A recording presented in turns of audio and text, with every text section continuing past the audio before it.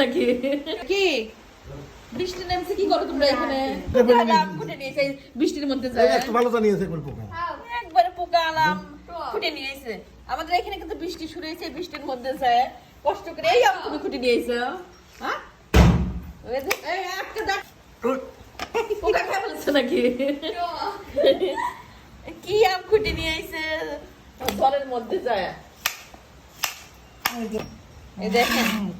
এই যে বাতাস উঠছে আর কি আম ফুটে নিয়ে আইছে না করলে কথা শুনে না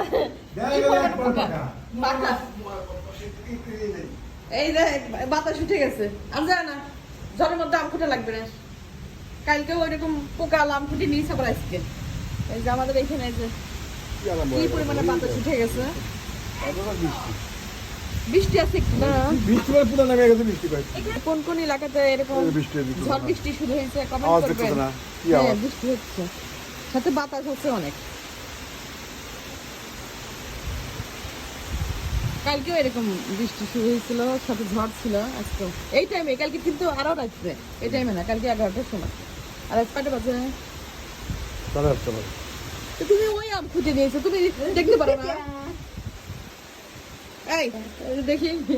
এই ঝড়ের মধ্যে যে তুমি এই আম খুঁজে নিয়েছো না কি পরিমাণে পোকা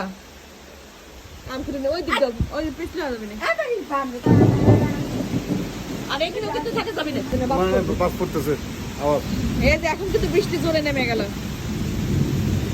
বৃষ্টি চলে গেল কারেন্ট চলে গেল যখন একটু বাতাস ওঠে তখনই কিন্তু কারেন্ট চলে যায় আমাদের এখানে কিন্তু কারেন্ট নাই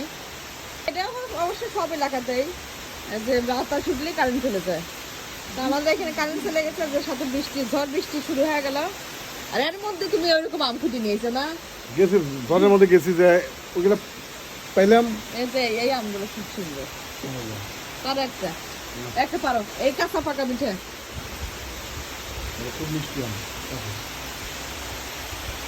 বৃষ্টি আসে শীতে শীতে গায়ে লাগে ভালোই লাগে এই এর মধ্যে থাকলে বাস পরে